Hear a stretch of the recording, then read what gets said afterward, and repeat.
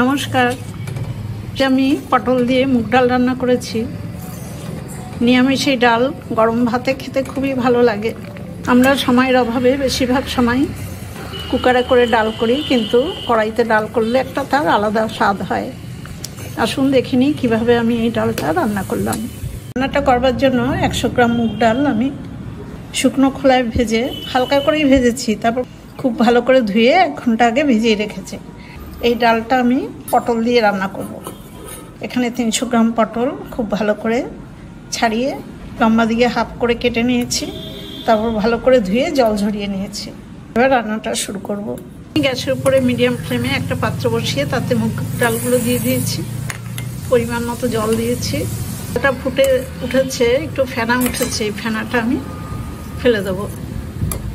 এই জলের মধ্যে ডালটা আমি 50% সেদ্ধ করে নেব। প্রায় 50% সেদ্ধ করে নিয়েছি, বাকিটা পটলের সাথে সেদ্ধ হবে বলে আমি পুরোটা সেদ্ধ করলাম না। মুগ ডাল বেশি গলে গেলে কিন্তু ভালো লাগে না খেতে। এবার ডালের মধ্যে আমি হাফ চামচ লবণ দিলাম আর কয়েকটা চেরা কাঁচা লঙ্কা। এবার আমি এই ডালের পাত্রটা পাশের বার্নারে একদম লো ফ্লেমে বসিয়ে রাখবো। এই বার্নারে মিডিয়াম ফ্লেমে একটা কড়াই বসিয়ে তাতে 2 চামচ সর্ষের তেল দিয়েছি। তেলটা গরম হয়ে গেছে। এবার কেটে রাখা পটলগুলো আমি তেলের মধ্যে দিয়ে দিলাম। পটলের মধ্যেও দেখুন আমি পরিমাণ মতো লবণ দিয়ে দিলাম।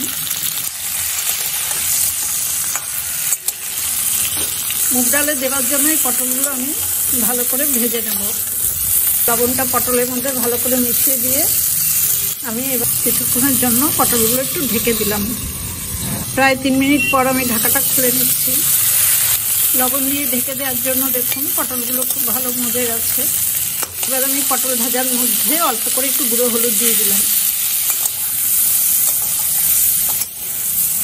হলুদটা এমনভাবে দিয়েছি যে ডালে আর আমি হলুদ দেবো না। মিডিয়াম ফ্লেমে এই হলুদটা মিশিয়ে নেওয়ার পর আরও 2-3 মিনিট আমি পটলগুলো একটু ভাজা ভাজা করে নিয়েছি। এবার এই পটল ভাজাগুলো আমি পাশের বার্নারে যেই ডালটা বসানো আছে সেই ডালের মধ্যে দিয়ে দেবো। ভাজা পটলগুলো আমি ডালের মধ্যে দিয়ে দেওয়ার পর কড়াইতে আবার 1 চামচ সর্ষের তেল দিয়েছি। তেলটা গরম হয়ে গেছে। এই তেলের মধ্যে আমি ফোড়ন দেবো। একটা তেজপাতা ছোট করে ছিঁড়ে দিয়ে দিলাম, ছোট 3টে শুকনো লঙ্কা।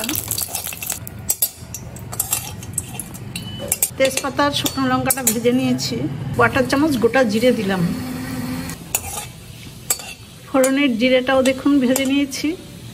হাফ চামচ আদা গ্রেট করে রেখেছি, সেই আদাটা এবার ফোড়নে দিয়ে দেবো।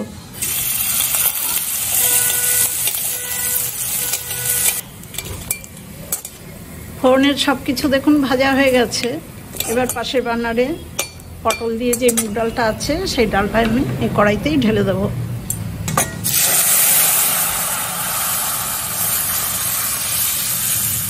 অল্প একটু জল দিয়ে দিলাম।